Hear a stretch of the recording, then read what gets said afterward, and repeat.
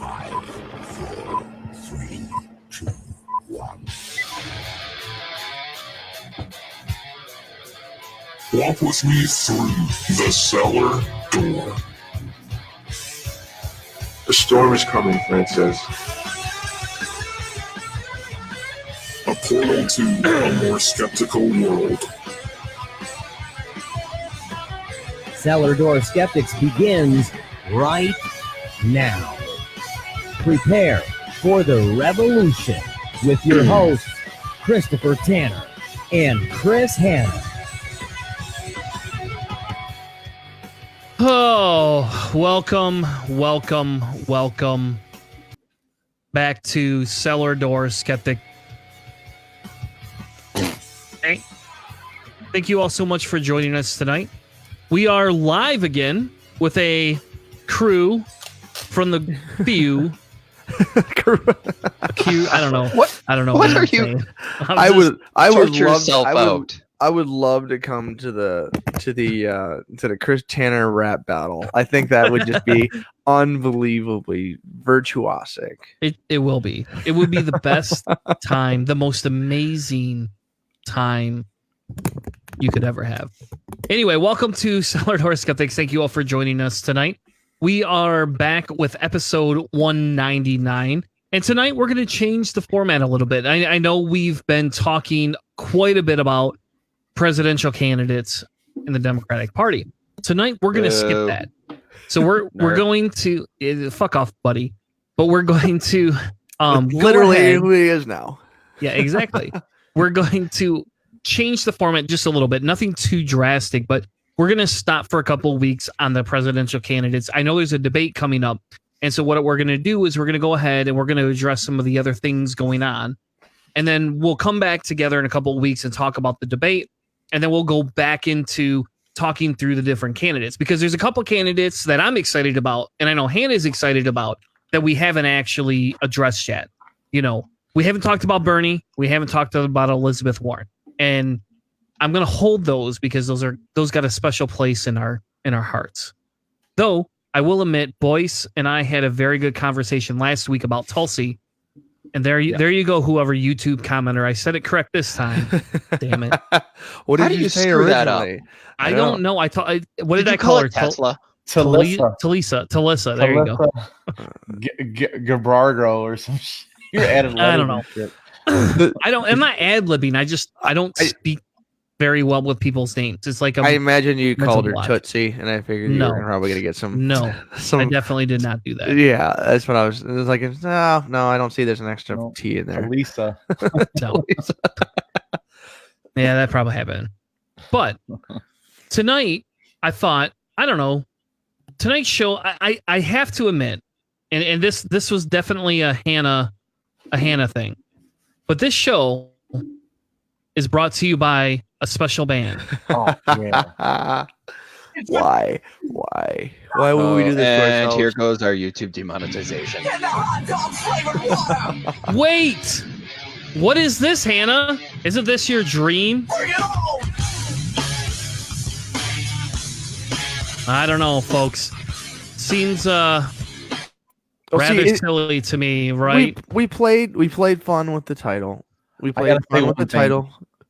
The dumbass spelled it wrong.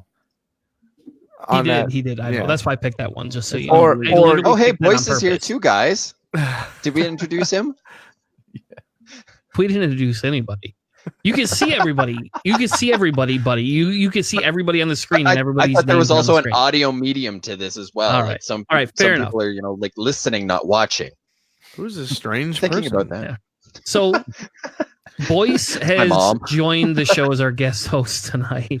And those of you who listened to last week already heard Boyce, so they know who he is. He's been around longer than you have, buddy, but that's okay. I resent that remark.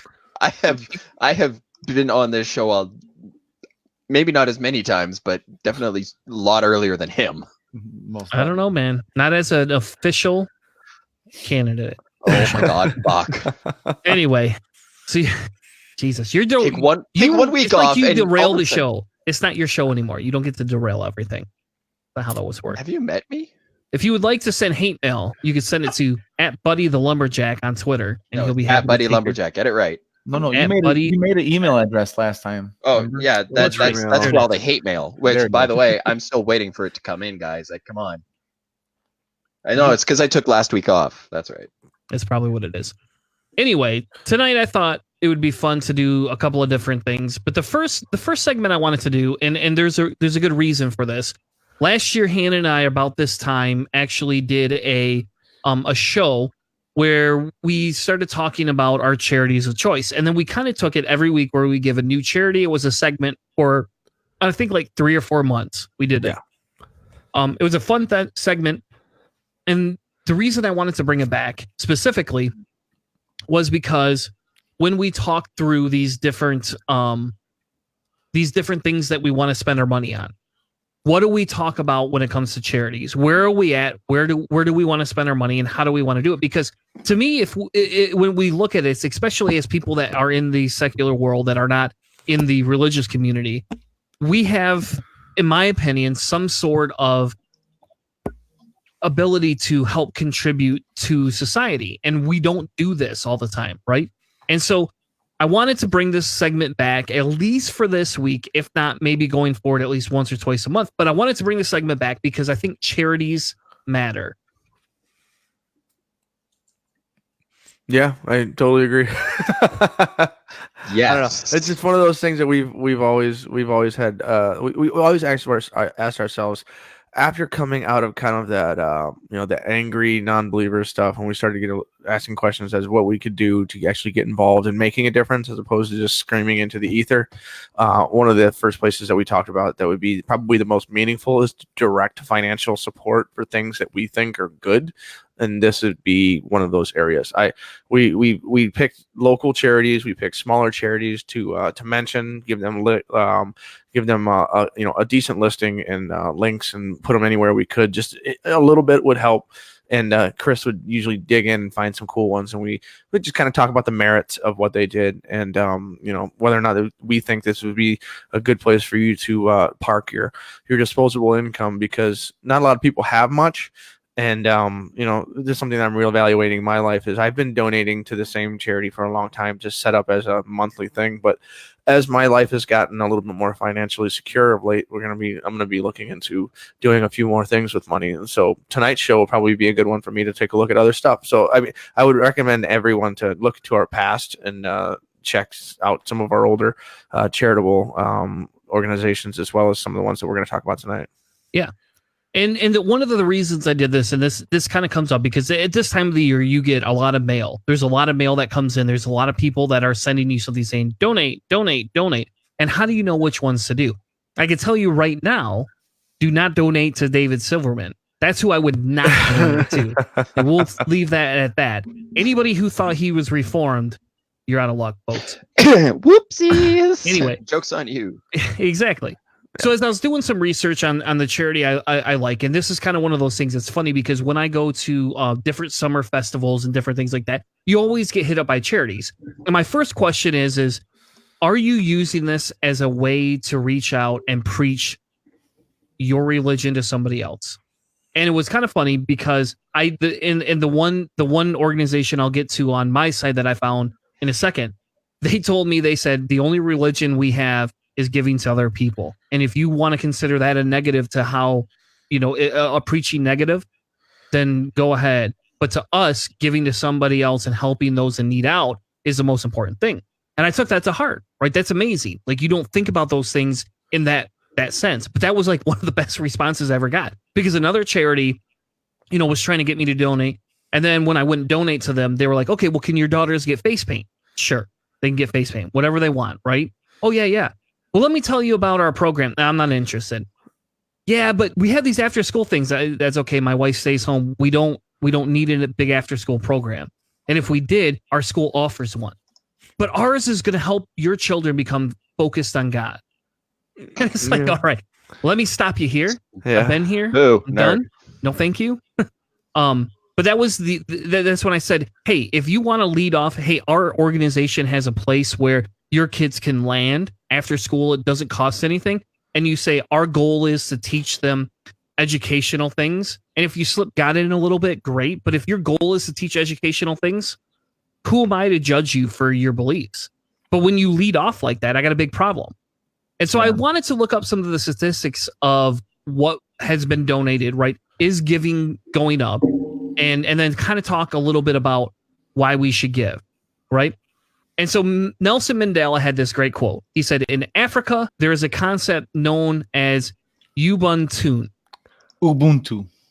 There you go. Even better than me. So glad somebody knows how to pronounce things here. Yeah. The profound sense that we are human only through the humanity of others. That if we are to accomplish anything in this world, it will in equal measure be due to the work and achievements of others. And so I went to this charity research site, and you can actually bring your charity here and research it and look at different ratings for them and all sorts of stuff. And here they talk about, how much do people give? Total givings for charities was $410 billion in 2017, which they claimed is 2.1% of the GDP. But they do say that that's an increase over the previous year. They talk about the years that decline. They also talk about the average year-to-year change between 1977 and 2017. And they say there's been an increase of $8.94 billion over 40 years. That's crazy, right? That's the adjusted for inflation value, it looks like. Yeah. Yes. That's what I was gonna, yeah. I was just looking to see that. So that's one of the things that, obviously inflation is going to make those numbers a little bit larger as time goes on. But when they're equalized for time, that makes a big difference. It doesn't surprise me entirely that that some of these things have been going on, because if you look at our national GDP, even though it's only the majority of it's only going to fewer and fewer people, it's still getting larger and larger every year. And so one of the things that we see a lot of time with charitable giving and the way the tax code is set up, especially now, is that those numbers are actually, they go up because it's really useful for certain people to use as a way to keep those taxes low. And so the question a lot of times that we run into with this type of thing is that, is this natural altruistic nature measuring all this kind of stuff to like people who have a lot of money? Which is better? Is that depending on a few people to give some of that disposable income up when they have a whole bunch of it, or to create systems that naturally just take that wealth and tax it and put it into the hands of people? And so there's a few different things that I guess would be useful for in considering some of this stuff and like these numbers and whether or not you like where they're at. But this stuff is pretty cool. That is, at least just seeing it, it's going up every year. As far as value is concerned, it's pretty cool. Yeah. And I think the biggest, heavy hitter for me was, where did the money go? Right. And I thought, and again, I'll be honest, there's probably a little bit of leniency in here, right? In terms of whether it was a religious charity or not. They didn't get into it, and that's what I was a little bit disappointed in. But the difference is and I only say that because religious groups can hide as educational charities, as human service charities. They can hide as these. But what was exciting to see is that education charities was up 6.2%, and they were 14% of all donations. That's huge. Yeah, that's cool. One thing that the religious charities also have the ability to do is that when they're categorized as religious, they don't have to fill out the Form 990, which is the total financial basically tracking. So like all of your donations go in, and then the Form 990 tells the government where you spent it all. But religious organizations don't have to fill out that form. You still have to go through all the requirements to be a 501c3, but they just don't have to tell the government what they did with that money. And so those charities can go up, but hopefully those, dollar in to dollar out ratios stay high. Because one of the things that we always look for is that if you get a dollar in to your charity, how much of that dollar goes to the people that you're supposed to be helping. I like charities that their administrative costs are entirely separate from charitable giving, and there's a way they do that with trust and stuff. So some of those are things that I like to look for when I'm looking at stuff like this too. Interesting. Yeah, that's I actually didn't even stop to think about it. I'm not 100% sure the way Canadian tax exempt charities are run, but so I don't know if our religious groups get to hide behind the same loopholes up here that they do down in America. But I do know, and this is something that I can't believe that I didn't learn didn't put together until I was this year's old. And it's that, big companies, big retail outlets, they'll be like, do you want to donate to this particular charity? Well, you're not actually donating to that charity. You're contributing to that company's donation to the charity. So that company gets the tax receipt. So they get they get to take that out of their taxes at the end of the year. They get to claim it. So don't donate through them. Is basically my thing. Donate directly, just because a lot of these organizations, that's what they need, right? Yeah, exactly. And I thought that would cater to your anti-capitalist sentiment there, Tanner. Yeah. Fight the power. Well, it's like the pink ribbon stuff. Every once in a while, you'll see there's a disclaimer and it says we donate up to 4% or whatever total. Then if they get more than that, they just keep it. They don't. They won't send that out. So like we've said this multiple times. If you want to donate, find people, talk to them. I mean, email them. They will talk to you. If they're legit, they will spend the time to talk to you. And when you're comfortable, then send your money out. I mean, you work hard for your money. Make sure you're comfortable where it's going. So hard for your money. So for the first, I thought it would be a good idea as we share our charity of choice for the week. And I thought that would be a fun little thing to do. Because that's what Hannah and I did before. So Boyce, why don't you go ahead with yours? Well, mine's just freedom from religion, period, man. But found FFRF. I'm a big one on this just because, like, in our area in Michigan specifically, I had quite a few run-ins, and I've had a lot more to do with the Satanic Temple and what's the other one? Down in Indiana has the Northern Indiana Atheists. They're doing a lot of good things about pretty much getting lawyered up and getting these schools to keep religion out of the classrooms and out of their functions, and stop trying to pretend like the Bible is science. That really frustrates me. That would be great, wouldn't it? Yeah. In Michigan, they actually they had a town up north that you couldn't buy property in this one town called Bay City, Michigan, unless you were confirmed by a Catholic priest or a Christian priest or whatever preacher to be a Christian by your community and all that shit. They just changed that zoning law like 2018, like last year. Yeah, Crazy. it was a push actually to see the to stretch whether or not a gated community could require a specific faith or not. I went to college like 2 miles from Bay City. That to me sounds almost like a violation of church-state separation. Almost. I mean, except that it's not the state. That's what they were trying to just stretch the law and see how far. So like you hear about cases all the time where they're right on the edge of where it's fuzzy, and they'll push on that boundary and then knock they poke at that bubble.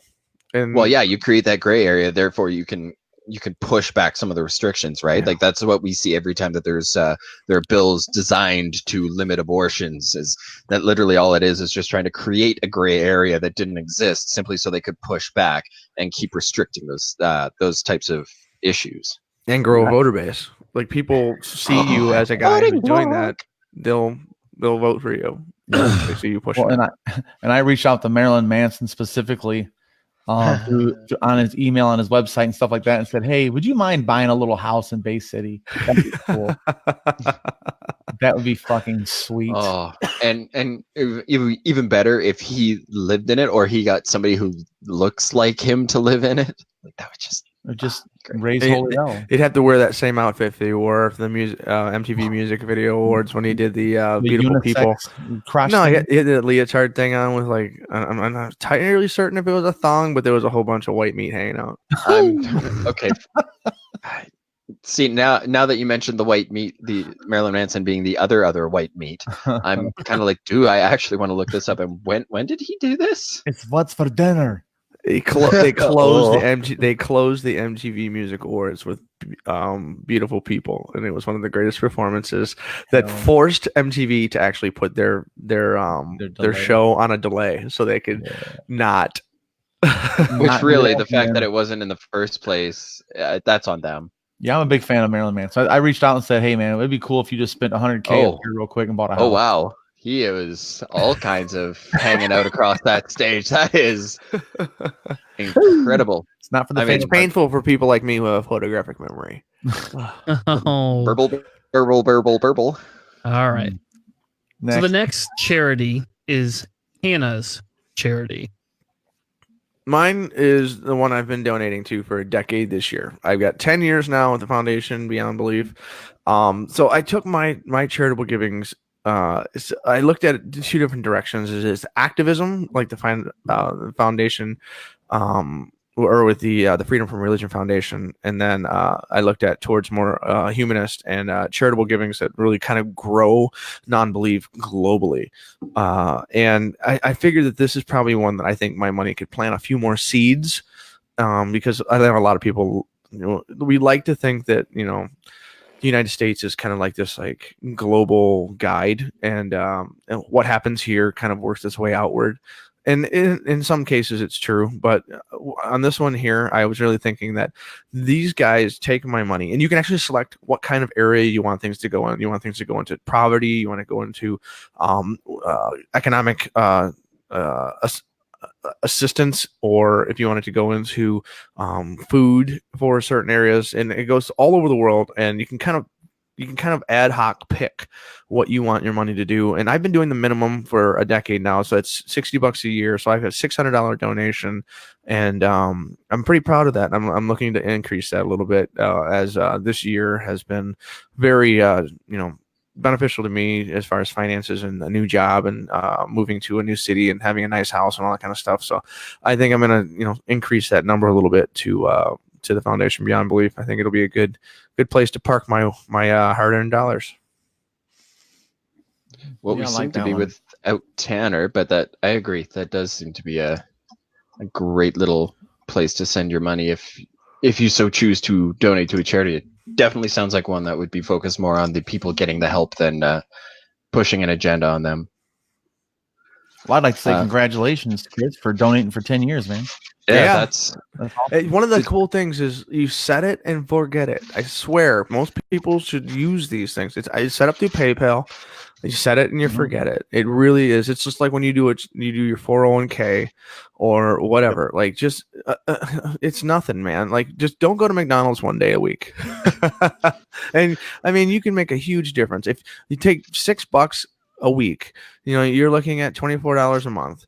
You take $24 a month, and you're closing in on $3,000 that you can donate to someone, or $300 that you can donate just in 1 year. Yeah, I was gonna say, where's the math? Yeah, I'm adding a zero. $300 is something you can add in 1 year. I mean, that's a big deal for the average person. $300, and so I mean, little things like that. If you add up and count up your pennies, I keep all of the change throughout the year, and I try to use cash as opposed to using cards a lot, just to keep the credit companies from getting any more money than they already have. But if you I try to use cash and keep the change around, and then I do something good with the cash. I don't know usually what it is. It just kind of happens. So, but like, it's definitely not going to the Salvation Army, I'll tell you that. But but yeah. anyway, just doing those kinds of things, like just thinking about what you do with your money, and especially setting it and forgetting it, it's probably one of the best things you can do. And I've been doing that for a long time with Foundation Beyond Belief. I'm pretty happy with it. The more you know. Yeah. Welcome back, Cantan. Yeah. So I think I'll be honest. I think, Hannah, we've talked about Foundation Beyond Belief every year for, I don't know. It's got to be 4 years now since we've been doing this. We hit it, and I at least once every year talk about that I give to that foundation. And when we talk about charity in some way, shape, or form, just because it's cool. You can see the stuff that they've been doing. They post on their page like new wells that are built for tiny, tiny little communities throughout the world. And when they go in and do it, they don't leave a pile of Bibles behind. They just say thanks. Exactly. It's that's just kind of how it is. They show people that there isn't some kind of contract that you would like to drink some clean water. Here's some guilt. Here's You know, some Bibles. so Make sure you read them, and we'll Yeah. give you clean water. When you can recite them to us, Yeah. you get Yeah. the water. don't burn them for heat. Actually, so I don't know. It's one of those things. It's like people who take a video of themselves giving food to a homeless person. Like, it's not about giving to a homeless person. It's about the media and the marketing that you're being vain and doing that thing.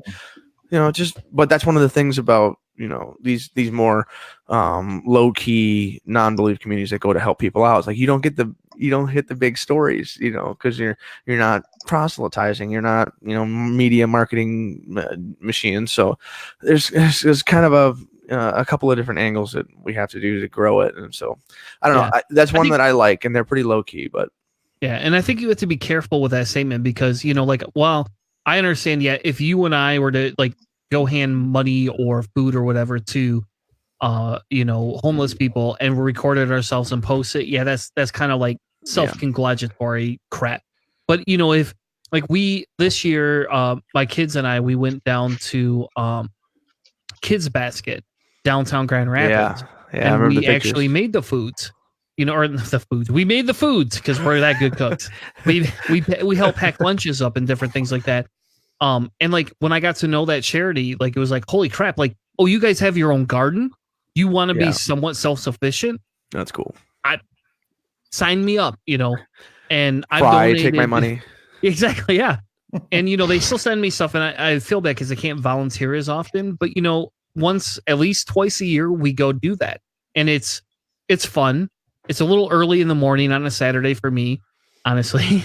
That's not my forte to get up at 8 a.m. on a Saturday, but we do it, you know, so twice a year, who cares, right? You know, I can do that for other things. I can do that for this. But it's just the fact that if I share that picture of me, it's not me saying, look at me. It's me saying, why the fuck are you not here? Who else is going to come do this? Somebody should get their ass up in here and do this. Where's that garden at? What? Where's that charity's garden at and stuff like that at? It's right downtown Grand Rapids. They just built a new building and they have a garden. I mean, it's got to be okay. Don't ask me the street name because I'm not good with names. It's not the downtown market or any of that kind of stuff. It's but it's right by there. It's right by that area downtown. That's cool. Yeah, it's really cool. They had a lot of donations. They're moving. It's this big thing, and they have this whole thing. And the lady like tours us, and this building is like the original building that they're in is obviously some old like small machine shop or warehouse Factory or something like that. Yeah, yeah. it's like very small. You know, none of the doors fit. They have an old high-low there that's from the 80s. But you know, the idea is everybody comes and it was fun. I got to meet people outside of my group. You know, like the CFI went, and the reason I won't put the CFI up on here is only because we've talked about the CFI 100 times. There's so many other charities. Yeah. And, you know, like, but I go with the CFI when I go down there. And that's, you know, that's the thing is like, it's exciting for me to do those things. And then, you know, like you get to meet all these other people from other organizations and they go, well, hey, where are you from? Well, I'm from the CFI. Well, what's that? Well, then I can explain to them we're, you know, an atheist humanist organization. We believe in science and helping people. There you go. Oh, you're atheist. It's like, that's the end of the conversation. And now let's go do stuff. Sometimes.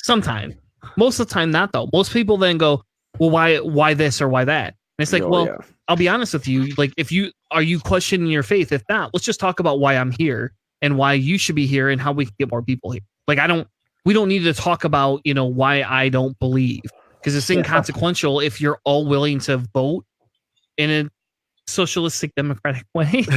And if you're willing to, you know, that's the difference between when this show started off and like when Chris and I first started talking and doing things online. I was like that moment when he's just like, what do you think? I don't know, let's just go do some stuff. That would have been like let's have this like 3-hour conversation, let's get a camera and we're gonna record it. Like it was like nowadays, like we're way more practical, and that's one of the things why we do these charitable things. It's like we're starting to hit that, you know, the gray hairs are sprouting out the side real quick, and it's changing the concept and perspective on a lot of things. And so, yeah, I'm sure I'd be swinging some gray beard if I tried. But the problem is that it comes in straight out like Joe Dirt and patches.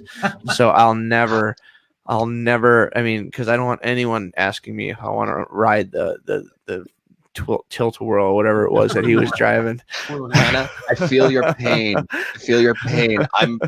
I suffer that problem, and I also have a very light hair problem. So when mine grows, and not only does it grow in patches, but it grows in really, really faint.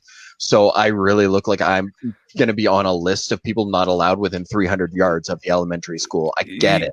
You look a bit like the grandma from Kingpin.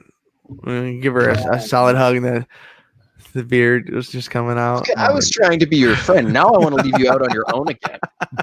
Anyway, so Hannah, you're right. And that's kind of funny because, next week, and a little spoiler for next week, I'll give away the show for next week. I have a gentleman on who I found his story about addiction recovery and what he's doing now in the organizations he's partnering with.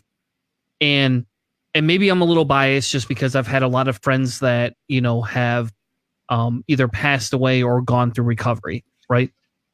And maybe I'm a little biased here, but I think for me as an individual, it's a pretty big hot topic button for me to say our society doesn't do shit. And I guess explicit tag be damned, but like we don't do enough for people in recovery or people that need to recover or people that don't understand it. No, because there's that ongoing stigma that, if you're an addict, well, actually it's your fault and you should be able to just get yourself up and out of it because you're the one who got there in the first place, not you're somebody who was looking for some way of making a really shitty situation better. It's, you're bad. Exactly. What was Mitch Hedberg had a beautiful joke about it. He goes, alcoholism is the only disease you can have that you'll get yelled at for. Which of these doesn't sound right? Damn it, Otto, you have lupus. Damn it, Otto, you're an alcoholic. One of those does not sound right. Hedberg. Yes. I miss it. Chris, what was the name of do you remember the name of the charity that we had? The woman, it was atheist alcoholics or something like that, where it's like anonymous or something. It's like is a faithless version of AA. We had the woman on. She talked about the whole organization. It's kind of like an option, an alternative to basically having to give that, give yourself over to the higher power of the 12-step program. Yeah, it's like to bring comedians into it. It's like Stanhope's bit. He says that I came in as an atheist to AA, and I am too weak to control my urges. So alcohol would be my only higher power. So I guess I'm gonna choose vodka as my one true controlling power. It's like one of those things is just ridiculous as well. Like what you said, Keith. Chris, did you remember what the I'm trying to look it up really quick. I'll be honest, I don't remember, but I believe it was called like secular AA or something very close to that. Right. Well, how about you dive into I think Keith has his charity and you have yours still? Yes. Yep. So yeah, and that's all I was saying is so next week I wanted to do that segment, specifically with this individual about his story and about the organization he supports. And I did not know this until we recorded. Like 5 minutes before the recording, I messaged him. I was like, "Hey, by the way, just so you know, I'm an atheist. Our show's an atheist show. Hope that doesn't bother you." And he's like, "Well, it doesn't bother me, and I'm okay with that. But I just want you to know I may not share your views." And I said, "Come on anyway." Like we've had a lot of people on, and my goal is to support the charity. I was like, "Does your charity specifically advocate religion?" No. Come on, my friend.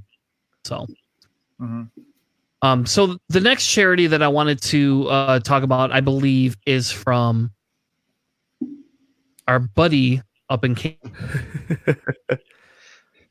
Unfortunately, I did not bring you guys. I did not bring you guys a Canadian charity. This, to be honest, I haven't done a lot of charitable involvement. A lot of it's just been through various groups part of that have just decided to go, like we've fed people at homeless shelters. As I mentioned, my wife is Catholic, and with her, we did go and we fed the homeless through one of their things. But this one, Modest Needs, this one, this is by far, I think, one of my favorite ones. I fell in love with their mission when I first heard about their charity a few years ago. I'm sure if you're familiar with a lot of atheist and secular podcasts, you've heard of the guys over at Scathing Atheist, Puzzle in a Thunderstorm. Whether or not you're a fan of their take on everything, they partner with Tom and Cecil from Cognitive Dissonance every year for the last, I think this is the third or fourth year that they've done this, and they do what's called Vulgarity for Charity, where they get you to go to Modest Needs, you donate, and then you send them their receipt, and they do a roast for you. It's this year they raised over 200,000, or they got over 200,000 in donations just from this specific drive. So yeah, they've had some gift matching, which has really helped their cause. I think that was how they ended up breaking over $230,000 this year. But essentially, what Modest Needs is it's designed as a charity that's supposed to help somebody who, when you're working class, it's not uncommon for you to say be one missed bill payment away from screwing up the next 6 months of your life. If you miss a payment, all of a sudden now you have to pay extra on that particular bill for the next few months. Otherwise, your credit line's going to get, your credit's going to get thrown around. You're going to have creditors breathing down your neck, that type of thing. This charity is intended to basically make that difference, so you don't end up getting caught up in the cycle of poverty. It also doesn't help that the founder is a great guy. His name is Keith. I'd love to say that's me because that's one of my favorite jokes, but it's not. So, special place in my heart. I know for me, the last few years, I've really struggled financially. I've been really fortunate in that I've had a lot of family to be there, so I haven't had to reach out to an organization like this. But I'm really, really freaking lucky, and not everybody is. So having a charity like this who can, help somebody who, they hit a string of bad luck, because anybody who's ever, struggled with money knows sometimes a little bit of bad luck can ruin, a year's worth of your life. And having a safety net in place so that this way, there's a light at the end of the tunnel that's, a couple of weeks away as opposed to months, years away type of thing. So you don't have to face financial ruin, but you can make that missed car payment. You won't lose your car, or, whatever it is that you happen to need. Yeah, try to avoid that downward spiral. Not a lot of people know about this downward spiral that people run into, is that if you lose your car, you lose your job, you lose basically any way of autonomy unless you live in an area with public transportation. And so, like, if you're even moderately rural, if you lose your means of transportation, you are no longer able to make money at all in most cases. And like, it's just a downward spiral that people always don't understand unless you've actually been into it, and it's kind of frustrating. But these guys seem like they're really cool. Yeah, that's why I made sure to point out, like, this cycle of poverty, because as you were saying, if you lose your ability to get to work, well, how are you going to make money? Yeah. and we can't all sell our photos on Instagram for influencers or something. We can't all create an OnlyFans. Try that this new $30,000. chapstick. Whatever. But have you tried? Yeah, it sucked. Are you sure? Or when Google asks you, did you mean? No, you passive aggressive, not passive aggressive douche. Oh my god. Yeah. So the name of the program we were talking about was Smart Recovery. Yep. That's the name of the secular program that we were talking about. Yep. And they was on episode 47 back in the day. So yeah, they were pretty cool. Yeah. Yep. And actually, I still talk to her once in a while. This charity is a little bit different. Same logic, a little different. A little bit different in how they transition the discussion. So the last charity, the one that I wanted to bring up, was one I met at a recent outing I had this summer. And it was kind of funny. My kids and I went to to Holland, and there was a Hispanic festival. And we went there because, if you don't know, I love tacos. It's really hard for me to pass this up. So we went there for lunch. And they had all these different organizations there. And that's where the one organization wanted to paint my kids' faces and all this other stuff. But I was like, okay, fine. But here's the deal. I'm an atheist. And, that was the whole end all. But then as I was going through there, this is the organization that I asked about their whole religion thing. And they're like, well, we don't have a religion except for helping people, that type of thing. Cool. And Lighthouse Immigration Advocates are a local team inside of Michigan, actually. Very local. So if you're listening to this and you live in Michigan, you 100% should support this organization. And I'm going to play this little video real quick. Well, maybe I won't. I'll have to go back in and play the video. But it's an amazing organization that I have just loved. And what they do is they actually help offer legal assistance to those individuals in Michigan who are immigrants and may need it. So they're here to say, hey, look, we're not here to take your money. We're looking to help immigrants and refugees come to Michigan, take the steps that need to happen, and we're not going to, make this big thing about it and bill you millions of dollars. And that's amazing. And I only say this, and maybe this is my anti-Trump rhetoric coming out here, right? Maybe this is my fuck you to the wall, fuck you to your, caging children. And maybe that's what making it was. A 4-year-old stand before an immigration judge because, they got that covered. Exactly. And it's what do you mean Dora the Explorer did not prepare them for defending themselves in a hearing? Where in the world is Carmen Sandiego? She's not in immigration court, U.S. That's exactly. So I'm going to play this video real quick, and then we'll be right back. Behind each city is a story. The story of individuals with their own traditions, languages, and cultures coming together to establish a community. Holland and the greater Western Michigan's tale first began with the Dutch immigrants in 1847, but the story is far from over. Today, immigrants from all over the world continue to come to West Michigan, making the area one of great diversity. As West Michigan's story evolves, so too do the needs of the community. With a steady influx of immigrants and demographic shifts comes a need for immigration legal services and citywide education. Sarah Yor van Oosterhout founded Lighthouse Immigrant Advocates to address these needs. Grand Rapids really has a lot of great nonprofit immigration law offices staffed by amazing attorneys dedicated to providing high-quality, low-cost services to folks in need. Despite a high number of refugees and immigrants living here, Holland lacked the resources and opportunities that Grand Rapids offers. Other nonprofits here in town didn't know where to send their clients for immigration services. Churches, schools, and other organizations were desperate for education and other resources. And the community in general was looking for a way to become involved and support this particularly vulnerable population. Lighthouse is my response to these needs. On November 2nd, 2015, Sarah opened Lighthouse's doors. Since then, Lighthouse has grown to serve over 550 families in Western Michigan, all made possible by a unique group of attorneys, community coordinators, interns, and program developers, all working to meet Lighthouse's goals and mission. Lighthouse Immigrant Advocates' mission is to create stability through the provision of legal services, advocacy, education, and community collaboration. Lighthouse does so first and foremost by offering immigration legal services. In fact, any new clients can meet with a Lighthouse attorney for a small fee of $30 during Lighthouse's weekly walk-in Tuesdays.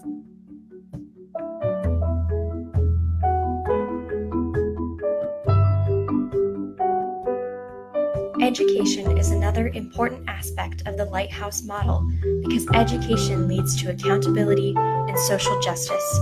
From these tenets, Lighthouse paved the way for the founding of Immigrant Allies, a community coalition of citizens and advocates striving to improve representative constituent communication, as well as to make Holland a more welcoming and inclusive place for all.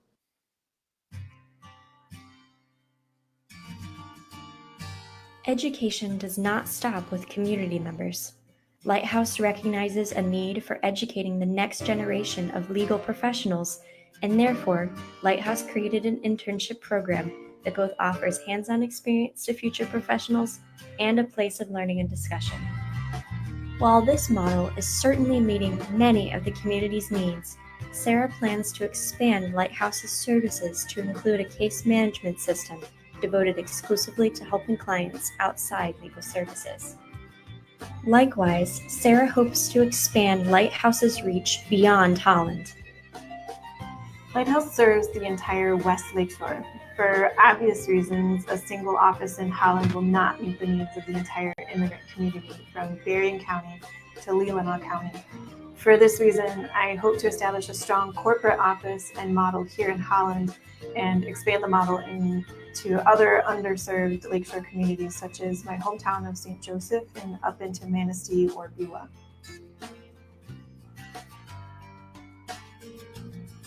The story of West Michigan is being written every day by people of all walks of life. Lighthouse Immigrant Advocates is proud and committed to helping these people continue to contribute to their growing story as part of the West Michigan community.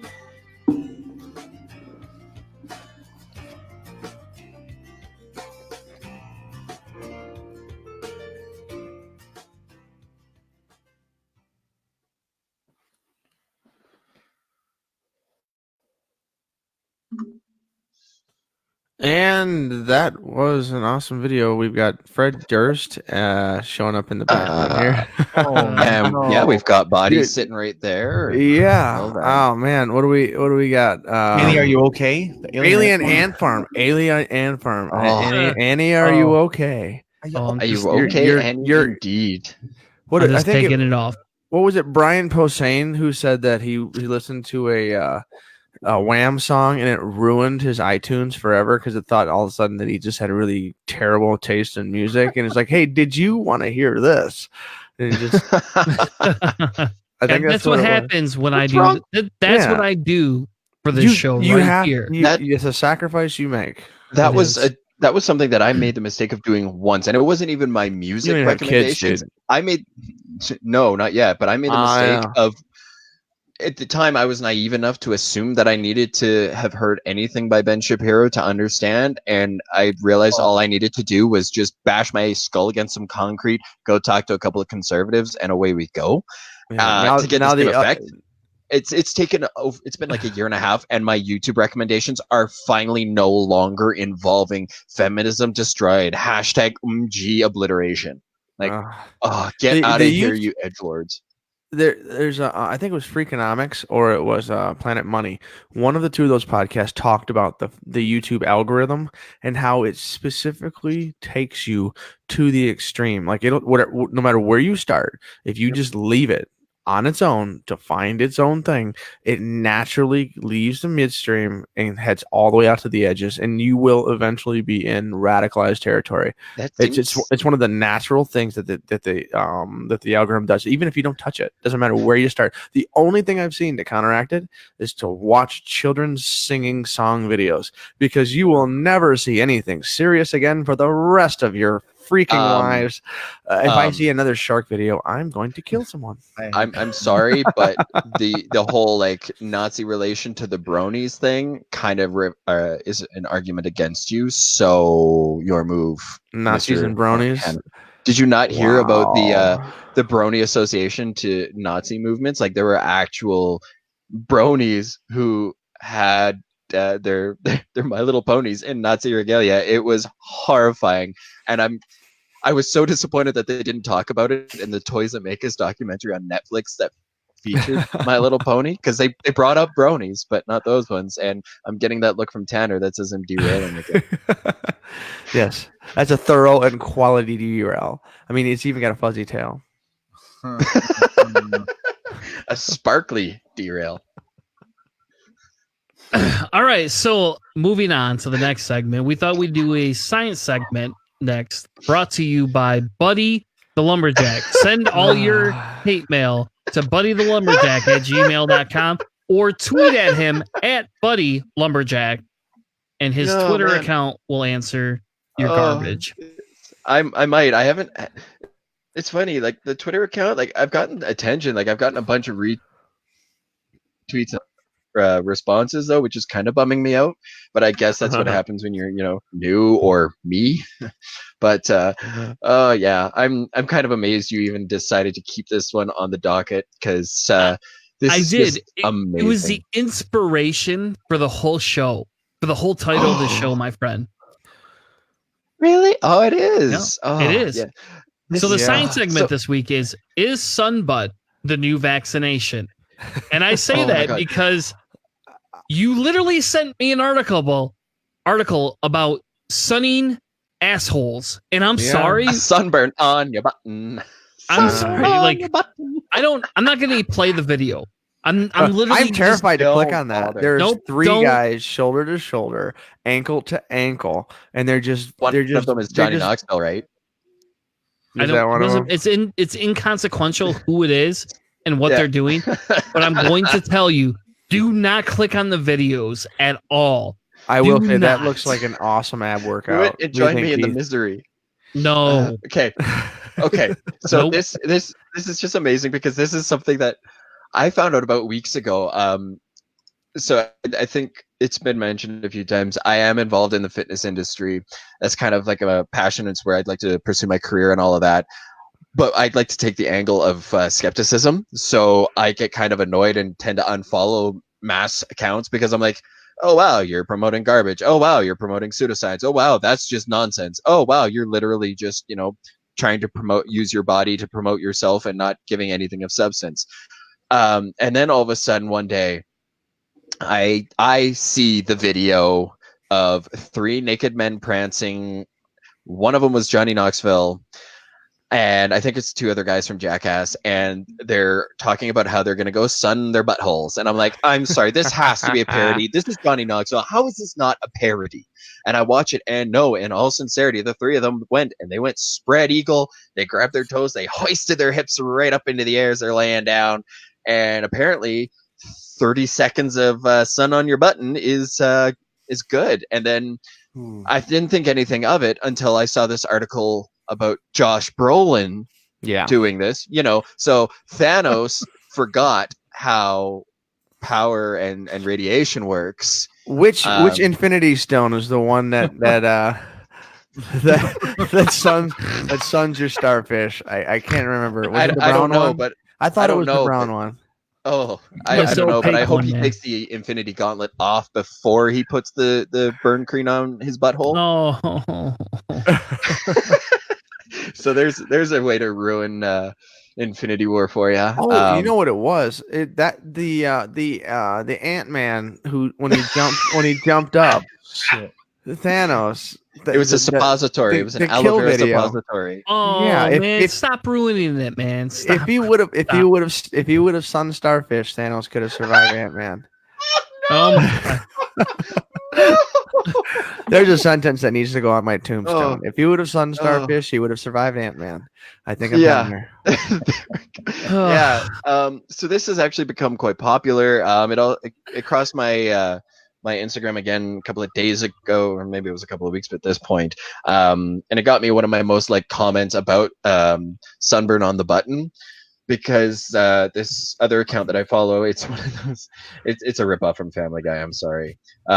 He does call out, and he calls out this vegan page, Metaphysical Megan, who's like this hardcore vegan, woo new agey person type, and basically she's promoting it and saying like you're gonna get all these benefits, and that's I think you grabbed a better article than I ever thought we would need for this, to be honest. Talking about the apparent benefits. Oh, it's got the post that I was talking about. So It does. so yeah, this is the post from Metaphysical Megan that I was talking about. And so she's talking about how she was interviewed for an article about it, so she thought she'd share more. So according to a white person, perennium sunning, as it's known, is the ancient Taoist practice originating in the Far East. Because in Taoism, the perennium, or a word that I'm not going to try to pronounce because I'll ruin it, is called the Gate of Life hold on. and Death. Do it. I want you to pronounce it. It's not me this time. Oh, you don't want to be the only one who can't pronounce words? Where is it? It's Yep. Hui Yin is my guess. Where's Yeah, we yin, Yeah. the gate Oh, of no. life and death. Yeah, it's a Oh my gate where God. energy enters That and is exits the most body. metal description of your taint I have ever heard. The gate of life and death. You can't turn a That kid is. a taint. Oh my God. Yeah, so allegedly she learned about this through her studies of Taoism and tantric practices. So apparently the benefits are that it brings in prana or solar energy from the sun into the organs, because that's the only way you can, actually soak up the sun, as Sarah McLachlan would say. It prevents the leakage. Yeah, she went there. Look, okay, I am fighting my ADD and trying to stay on track here. Keep going. It prevents leakage of chi or life force energy from the body. Oh man, which that's an sustains unfortunate health choice of and words. longevity of the physical body. It increases creativity and creative output, and all I can say is, well, yeah, no kidding. You throw your legs up in the air like that, you're gonna drain them of blood, and it's got to go somewhere, so it's gonna go to your head, and you're gonna think everything is creative. It aids in a healthy libido and a balanced sexual energy, whatever the hell that's supposed to mean. So 30 seconds of sunlight is all they recommend. So you to have more sex. If I stick my ass in here, I'm gonna Now, have more sex. I mean, all depending on if you're at Burning Man, this is quite possible the best way to get laid. Just be like, I'm gonna sunburn my taint. And next thing you know, you've got a lineup of people who are like, yeah, sunburn. Hey. You want some more sunscreen? 'Cause Well, yeah, guys I are mean, pervs that way. if you're just laying on your back in a state of nature, pointing your starfish towards the sky, it's gonna increase the possibility that you're gonna have some form of sex. I can't guarantee that it'll be interspecies or not, but Hey, if you're David Sky Silverman, uncomfortable. you're gonna take it as an invitation to go ahead and take care of that. Perennium setting is not consent. Perennium setting is not consent. That's got to be the new name of the episode right there. Damn it. Apparently. Oh, That could All be the iTunes name that you do. no. I like the fact that it says more- it's gonna give you better, deeper sleep. That's impressive. right. Deeper. Like, I think that's just because vitamin D is a good thing. Yeah. It grounds and connects you to the earth, which is utter garbage because I mean, if you're laying on Really? your back on the earth, I mean, yeah, you're somewhat connected. better focus and mental stimulation. I mean, meditation's good for that too. I'm All right. told. So What is So I want personal to- magnetism? I need to know. I want to hear you read this part. I want you to read this next part. So tell us what the perennium is specifically, and I want you to read what's on screen. All right, well, I've got it on my screen here. Wait, who do you want it to read? I want you to, buddy. Oh, The part okay. that has the little peach next to it. Would you like me to highlight it? I think I got you. Just that first paragraph. Okay, so for those of you who do not know what the taint is, your perineum is this super thin area of skin and tissue between your vagina, or the penis in men, and the anus. And no, you definitely shouldn't be exposing it to sunlight, according to people who actually have medical degrees. All right. So I want to point out that is literally the best sentence in this whole article.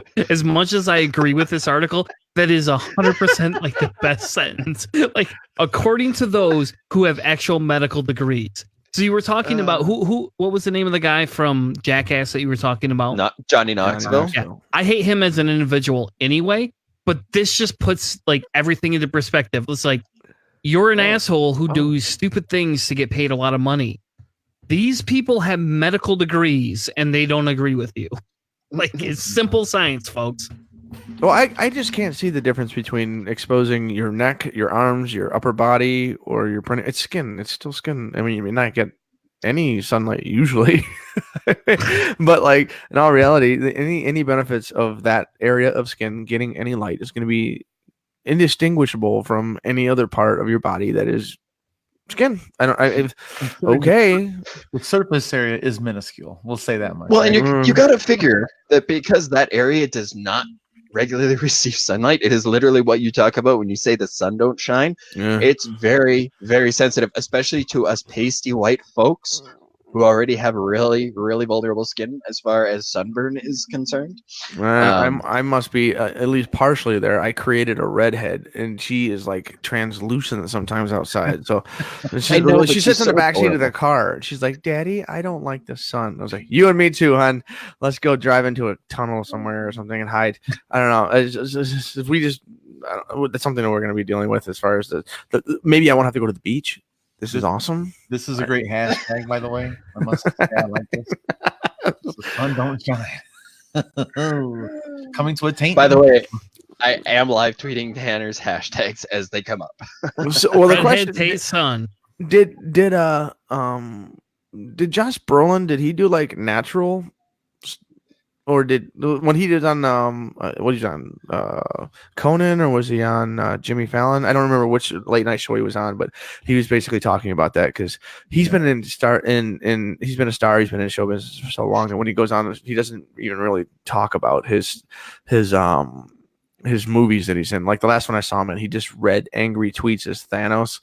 I don't know. He's a pretty laid back dude, and so like obviously he's talking about doing this, but like I'm curious if he was outside doing this or if he's like inside like a tanning booth, but instead of laying down, he just like propped himself up at like 90 degrees and pointed it right towards the lid.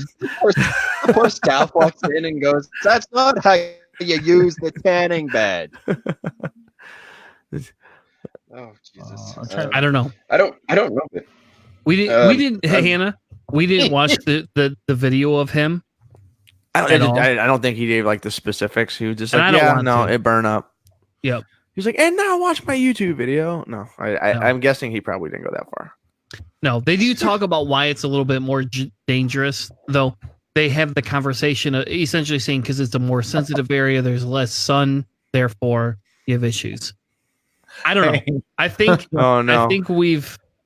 I think Boyce has found something on the internet. I got his exact quote on Instagram. Oh, please. Let's hit it. Let's do it. Let's close the segment out with that. I need to meditate. He shows a picture of this dude sitting there with his feet up, spread eagle. He goes, "Try this perineum sunning that I've been hearing about, and my suggestion is do not do it as long as I did." Oh God, my fucker hole is crazy burned. Oh man! Cheers to being 12 for the rest of our lives. How did you not consider that option? You gotta hear his hashtags. Black Hole Friday. Black Hole. Oh, that's a good one. Black Hole Friday. And it's Santa Monica Fire Department and asshole care. Oh my God, that made me fun. That killed me. I don't know. Oh, sorry. Ginger problems, Black right? Hole Friday. Yeah. Oh, Pucker hole crazy. I'm sorry, that's the new hashtag. Brown hole sun. Won't you go? Brown hole crispy. I have to go get that song now. Now I just want to hear that song. Brown hole sun, won't you come? Okay. Derail. You're getting a couple of. Everybody's going to turn the show off at this current time. They're like, nope, we're done. Fuck we this just chased shit. everyone away. Yeah. Thanks for joining me. Chasing away an audience of one is still chasing away an audience of one. Fair enough. Well, when you're the only one who watches, buddy, that's what we get. I told you it's my mom. It's your mom? Okay. My mom loves me. I've been waiting for my coworkers to start podcasting or searching my name in podcasts and run into all kinds of horror stories, but I have not had any run-ins yet, so we'll see. You're just going to come into work one day and all that's going to be a bunch of people overheard standing there. That crazy deaf boy's into all kinds of hell. What's going to happen is you're going to walk in, your boss is going to go, "Come here." And you're going to be like, "All right." And you're going to walk in the office, he's going to close the door, he's going to be like, "Sit down." And you're going to be like, "Okay." He's going to be like, "Seriously, sit the fuck down." You sit down. He's going to throw the thing up on his Chromecast on the TV. And he's going to be like, "Here, let me show you something." And it's going to be you saying puckered butthole crazy burn or some shit like that, and he's gonna be like, "What the fuck is this, man? Like, do you understand what we pay you? Do you understand what we pay you?" My boss has been my friend on Facebook for 5 years.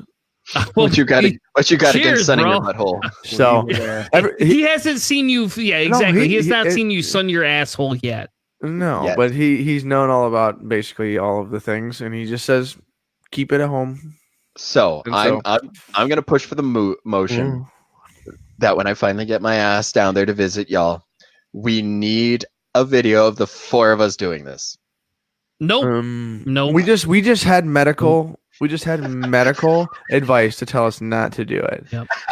And Captain Canada is like, let's stick our assholes in the air. Like I just Because he had all the legal weed sun I way can too get, long. okay? We have like 8 hours of sunshine a day at best. Okay? I need something. I got 15 minutes of that, and I'm gonna be done, son. I tell you what, because one, my quads aren't strong like they used to be. I'm not gonna be able to keep my ankles up in the air like that. All right, moving on. Canada kills America Again. again. I don't know. I heard rumor that Canada has mass shootings, but somehow handles them better than America. Discuss. No, I know. I set you up, buddy. I set you up. This is your segment, man, not Come on, mine. Cletus. Come on, Cletus. Come on. Hannah's reaction was kind of like all that really needed to be said there. Yeah. So, as some of you may have heard, on Friday, December 6th, we, I don't want to say celebrated because I don't think that's the right word. We observed the remembrance, I guess, is what you would say, of a mass shooting at Montreal's, I'm going to butcher the hell out of the pronunciation of this one, École Polytechnique. Essentially, it was a university in Montreal. It was called the Montreal Massacre, and it occurred December 6th, 1989. We observed the 30th anniversary. So what happened is, on this day, a man named Marc Lepine, again, I'm going to butcher the pronunciation of names because I'm an Albertan, and apparently we hate the French, and especially the Quebecois.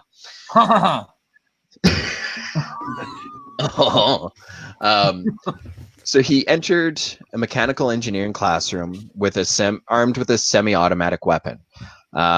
Once he got in there, he took the boys and girls, or the men and women, separated them onto each side of the room, not in the cutesy junior high school way where, it's everybody's too awkward to go talk to each other and mingle. It's the, I have a grudge against all the people who have two X chromosomes in this room. So after he separated the women from the men, what he did was he opened fire on the women, screaming, "You're all feminists." 14 women were murdered. 13 others did end up getting wounded before Lepine turned the gun on himself. In his suicide note, he did come out and say that radical feminism is to blame, and he listed several radical feminists who he wanted to kill. However, he said he didn't because he didn't have enough time. On this list were very many well-known women in Quebec, including journalists, television personalities, and union leaders. But because I said his name, I think it's very important now that we say their names because he should not get more of the attention from this for what he did here. So the names of the 14 women who lost their lives on that day were, and I apologize in advance because I'm probably going to say some of these wrong, Genevieve Bergeron, Helene Colgan, Natalie Croteau, Barbara Denault, Anne-Marie Edward, Maud Haviernick, Barba Kluchink Widajewicz. Oh, that was bad. I'm sorry. Maryse Lagunière, Maryse Leclerc, Anne-Marie Lemay, Sonia Pelletier, Michelle Richard, Anne St. Arnaud, and Annie Turncott. So this event, which again as I said, was known as the Montreal Massacre. was a anti-woman shooting. Now, the big difference between America and Canada is we had a mass shooting where 14 people died, 13 more got injured. This led to stricter gun legislation, which is a topic for a later time. Canadian firearm legislation and controls and all of that. But the reason why I'm aside from the remembrance, part of the reason why I want to bring this up is because this happened within my lifetime, and I'm the youngest person on this panel. So this happened in the lifetime of many of the people around here. As I said, we're just celebrating the 30th anniversary. And this was a very anti-woman, very clearly anti-woman, anti-feminist attack. Now, one of the issues that I've noticed on Friday when, there was a lot of remembrance and articles being shared, just trying to keep the conversation alive because of its relevance, I noticed some of the shitlords who had to chime in and comment on, well, no, it actually wasn't anti-woman. It was because he was a Muslim. Well, was David Silverman one of those people? Sorry? Was David Silverman one of those people? I have no idea, and as far as I'm concerned, I doubt it. He's just about as far away from social media as he could possibly be right now. Oh, probably. I mean, if he knew better, but he's proved that he doesn't. But so Mark Lepine's birth name was Gamal Rodriguez Garby. Again, probably butchered the hell out of that, and not much I can do now. His father was an Algerian businessman, and I think that's the connection that everybody's trying to draw to Islam, and citing that as what he did and focusing on the fact that he was a disturbed individual, trying to downplay the anti-feminist sentiments. So this is very clear indication that, violence against women is a continuous thing, and it may not always be overt, such as a case like this, but it does happen in cases where, women's grievances and issues are often overlooked as something that is overplayed because, them women's get uppity for a week a month, instead of understanding that anti-feminist sentiment is very much founded on a deeply rooted hatred for women. It's very rarely rationally founded on the terms of equity that it's supposed to be, which if they took a few minutes to look into modern feminism, they would understand that modern feminism is literally about nothing but equity amongst the sexes. Just because women are getting a little more celebration isn't shitting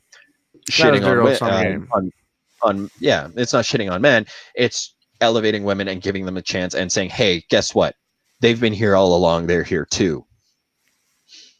Yeah, I mean, it's like that, when you talk about that pie chart, people want to say, well, there's only so much equality that can go around. Therefore, women can't get any more because men will get less. Or, and I'll be honest, it's more used in a racist sense where people are like, well, we can't let black people come to power because the white people will be less. And it's just like, you're stupid. You don't understand. Power is not some pie chart that you get a percentage of. And, white people need to give up 80% of it to black. I mean, that's just stupid.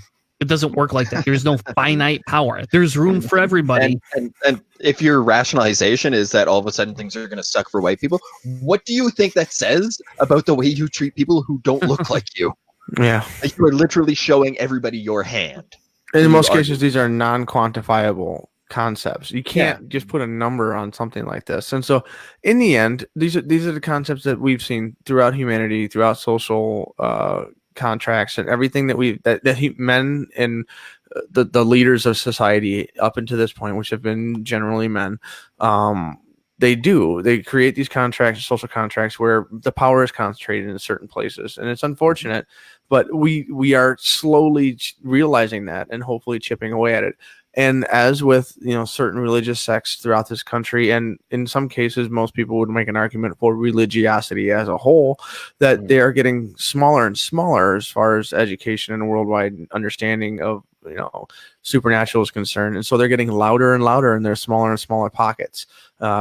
This kind of thing here, like what we've seen, this dude in Canada seems like the founding father of the incel movement. I mean, screw that little baby that decided that he couldn't handle people that were being mean or whatever he thought. Like, just, I don't know, it's just one of those things that we hear about these kinds of cases, we hear them proliferating, and we hear them more and more in the media, and so we think that there's more and more cases like this happening.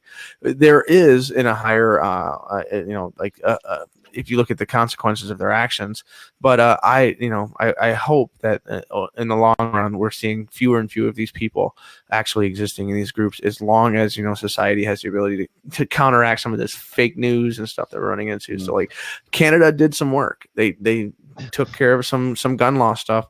I don't know how well they're dealing with their social media issues that we have here, but like, these are the kinds of things. This is the new battle. This is a new, digital battleground for the minds of the future, and it's going to be an interesting experience to say the least. But, and I mean, what was it? Was it this year or last? This is part of the problem with your damn country. Does Canada really work? I like that. Part of the problem with your damn country is that, like, in the last, how many mass shootings ago was it that it was the kid who went and shot a couple of women who had turned him down for dates? Women who wouldn't agree to sleep with him, so he shot them. This happened in the last 2 or 3 years. That scenario probably happened last week in Miami. Florida man does as Florida man does, right? Yeah. One of those things we got to very real. This is still a very real issue that a lot of people are trying to not. They're literally trying to go out of their way to ignore and downplay simply because it makes them look bad if it's true. I mean, to be fair, everybody kind of like tries to downplay any sort of criticism of this house, sure, but there's an active movement to suppress the idea that there is a social issue surrounding violence against women, where it's not talked about, where it's very much swept aside and actively ignored. I mean, a woman can't come forward for abuse without basically being made to feel like she's the reason it happened to her, right? And that's, as a society, we need to move past that. We need to stand up and say, this happened. We can, and there are issues that led to it that we need to. Oh, good Lord, Tanner, what did you do? He pushed the buttons to make your heads the biggers. No, I was meaning his hashtag, Make America Have Mass Shootings Again. Like, you don't need to tweet that, because that happens like every other day at this point, right? Yeah, it does. So it's a systemic issue that needs to be addressed. So one of the long-term, 2 years later, in 1991, December 6th was commemorated as the National Day of Remembrance and Action on Violence Against Women. Again, there have been gun restrictions that have been brought forward. There was Bill C-68, but guess what? That's another topic, because Buddy just loves doing America versus Canada comparisons. Yeah. All I can say is that the argument that women have been marginalized and pushed aside and threatened anytime they request any kind of equanimity, any kind of prevention and protection from the law, from predatory behaviors like this, it is a little better. It's the question of incrementalism versus revolution. We've talked about this in politics and coming to civil rights and those kinds of things. It's just whether or not incrementalism is fast enough, because that basically says that we are going to allow for the victims that are going to happen until we finally reach that point. Or do we stop and fix it now? But to stop and fix it now, it takes a really big social shift. So, and I don't know if we're capable of doing that. I know a lot of us think we are. I would love to think that we could do it.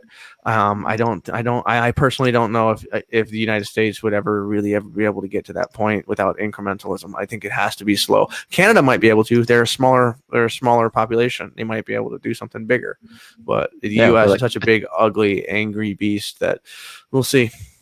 I know. talks about We're that. like a tenth of the size.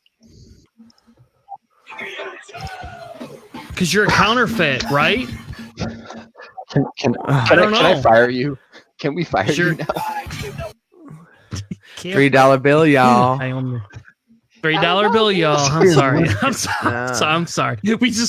We lost all the viewers. I remember right there. I remember when Limp Bizkit was on the Sports and Music Festival on MTV, and they were playing Counterfeit, and they were trying to be heavy metal. They're just not. They're just wasn't. not. I hate them so much, and then we had to do this anyway. They're counterfeit. This was your fault. You did this, Tanner. You did No, this. I did not. This is Hannah's fault. He started this whole thing. You brought the. I don't care who started it. I'm gonna finish it. You know what? Oh God. I'm bringing it back. On. No, we're not done. See? Shitty rap metal. Oh, he's cutting his hair. Look at that. Frosted tips off. So mad at his dad. He's getting rid of his jizz tips. He's Take so that. angry at dad. Anyway, Karen. let's move on to the next segment because Hannah queued us up by saying there was people that have been shot, and some of me wonders, did Amazon kill UPS? I don't know. You tell me. Did Amazon kill UPS? And I don't know. That's like the worst possible time. I did. And so some of me say, so there's an article on NPR that says there was 4 dead after armed robbers hijacked a UPS truck. And essentially what happened is the police pulled them over in South Florida and just shot them up.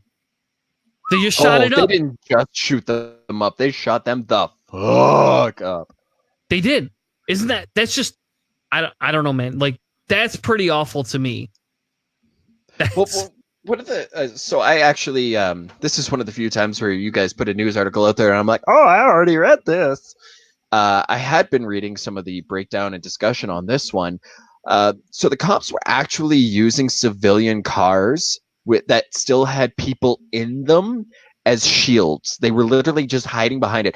At no point did they try to contact a hostage negotiator so they could try to get the release of the hostages or the UPS driver who also died in this. And then UPS thanked the police. The UPS literally tweeted about thanking that specific police department for something about the situation. They thanked them. Not the, hey, you guys killed one of our workers. Could you guys not? Yeah, not No. cool, man. Like, talk about the ultimate cuck move, right? Yeah. I don't know about that, but I could tell Hashtag you. Amazon cuckery. Nope. I could tell you Let's do though, it anyway. you're right. What's disgusting? Yeah, they use human civilians, and As again, shields. I think this ties into your article, buddy, because you're like, hey, look at Canada. We had a mass shooting. We learned from it. America continues to have mass shootings. We don't learn from them, and then this happened. We allow fucking law enforcement, and I guess I'm sorry for swearing, but that's how I feel. Like, this is ridiculous. Like. And it's kind of funny because a lot of people are going to go, well, this is happening all the time, right? All the time this type of thing is happening. That we are getting to the point where, there's mass shootings, there's shootings every day, cops are killing people, and nobody cares. And now all of a sudden people are going to care. And I'm saying is, I disagree. I've cared this whole time, and I think it's disgusting. And I'm sitting here saying, here's another example of police brutality, improper training, mistreatment of how things can happen, and why we should say fuck the police seriously and get rid of them. And I won't play that song, don't worry. Aw, but I like that song. But we can think it. Oh, we're gonna think it all right. Yeah, this as somebody who has had law enforcement in the family, it is so hard for me to defend them just when I see things like this, just because this is a blatant disregard for the fact that they are supposed to be considered public servants. They're supposed to be sitting there protecting the interests of the people, when in reality, all these officers did was just act in the most reckless way imaginable. They engaged in a shootout with somebody that they hadn't even tried to pursue other options with. And I'm sorry, my blood's still boiling about the whole, oh, thank you for shooting our driver type of thing. So feel free to cut me off at any moment now. Yeah, you're right. You're right, man. Like, and what's disgusting about this, and this is actually what drives me nuts here, is we talk about improper police training. We talk about how the police department could be fixing these things. We talk about, I mean, this is rush hour, man. In rush hour traffic, and this is what you were alluding to. They're using other cars as human shields. Like, what do these people think is going to happen? Like, and I guarantee you, it'll be 2 years before we see any sort of conviction. If we're lucky, if we're fucking lucky here. And that's only if we're lucky that they're going to actually convict these cops of doing something.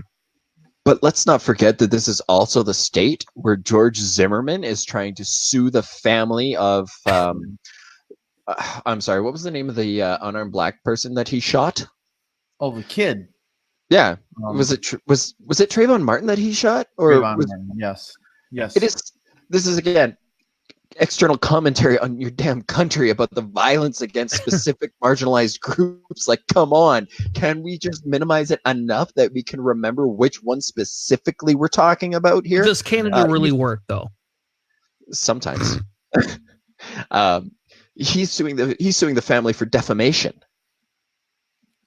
So exactly. Yeah, this is how fucked up is that, man?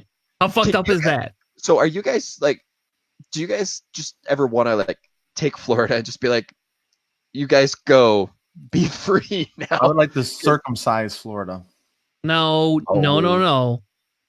can't even do that. We don't want to do that. Get rid of it. That's not going to fix it, boys. That's not what will fix this. We got stupid everywhere. That's where you got to build the wall, is around Florida. There you go. Yeah. You don't want Florida infecting the rest of your country. Yeah. And that's Michigan. Yeah, and that's 100% true. And like I said, we could talk all day long.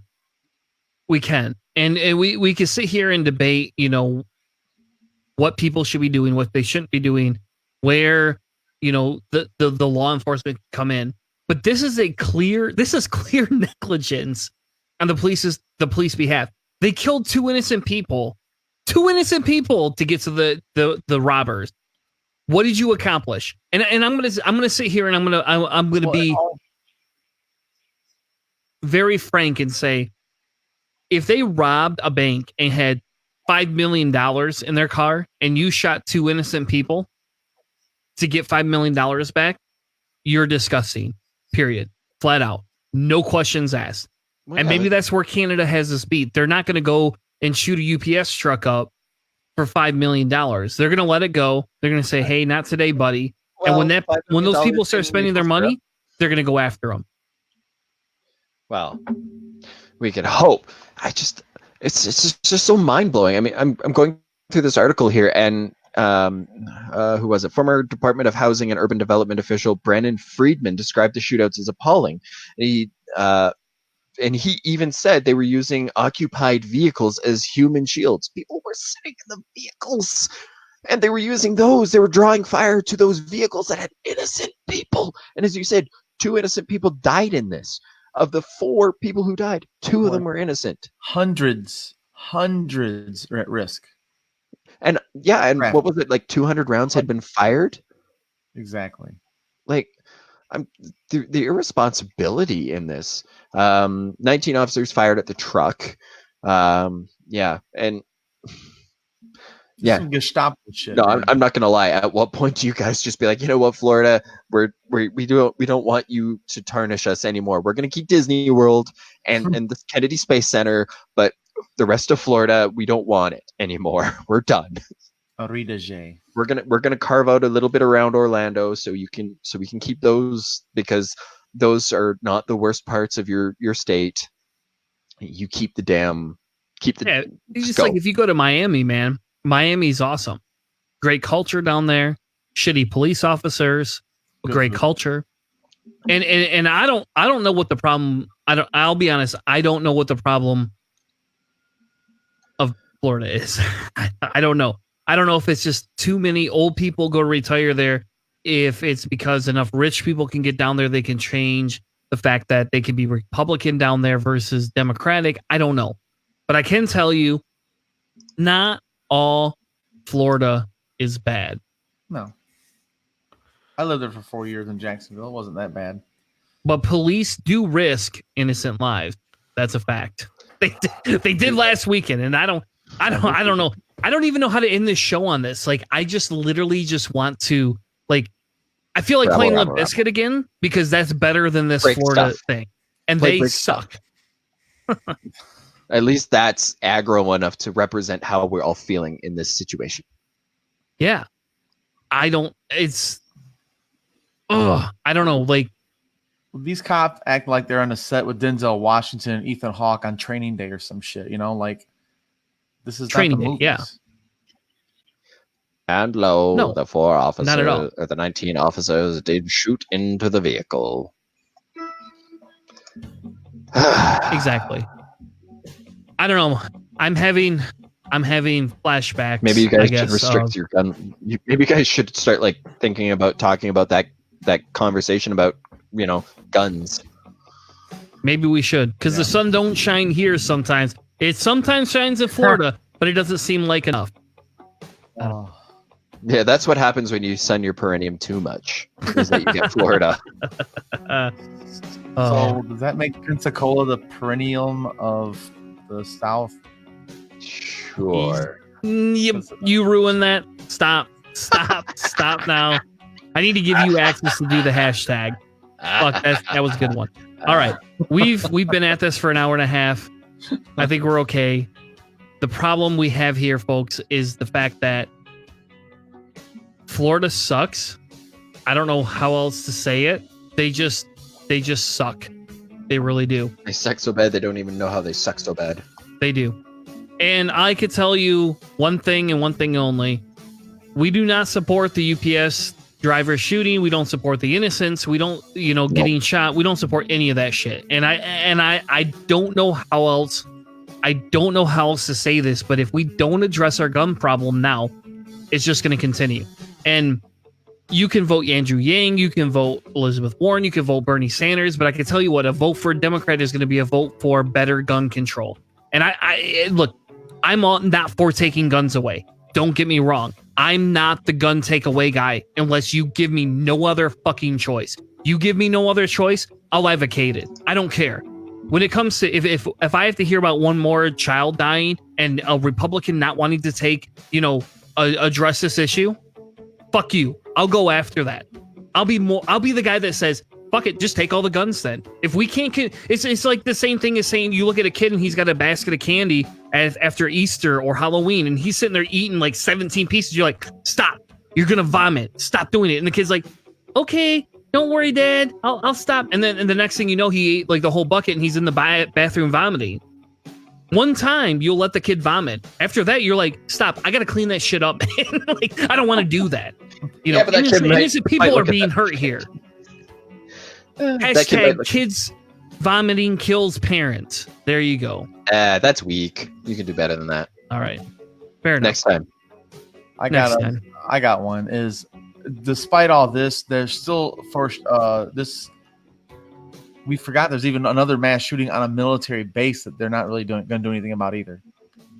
This week in Pensacola at a naval base. Exactly. In the same state. Do you guys do an end of the year wrap up? We do every year. So are we going to talk about how many mass shootings there were, or do we just try to? Oh man, stop giving don't give my episode away. But yes, we will actually recount, and I'm thinking about making a video montage. How long you got, man? Holy cow! You tell me how many shootings we have. 1 minute for every shooting. How about that?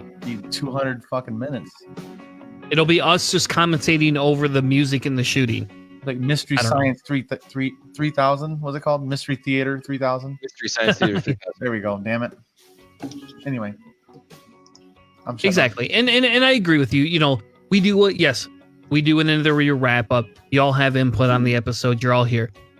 But again, it's going to go back to how do we change things? How do we make America great again? And it's not going to be the same way that we've been doing this. It's not going to be the way that we've seen things before. It's not going to be, you know, us sitting here going, oh, we have the best ideas and we're going to vote this way. It's going to be you getting up, doing grassroots effort, volunteering at charities, donating to charities, taking a position where you're going to say, no longer am I going to sit back and just stand idle. And I don't care. If you can volunteer your time, can you volunteer your money? If you can't volunteer your money, can you talk to your coworker? If you can't talk to your coworker, what can you do?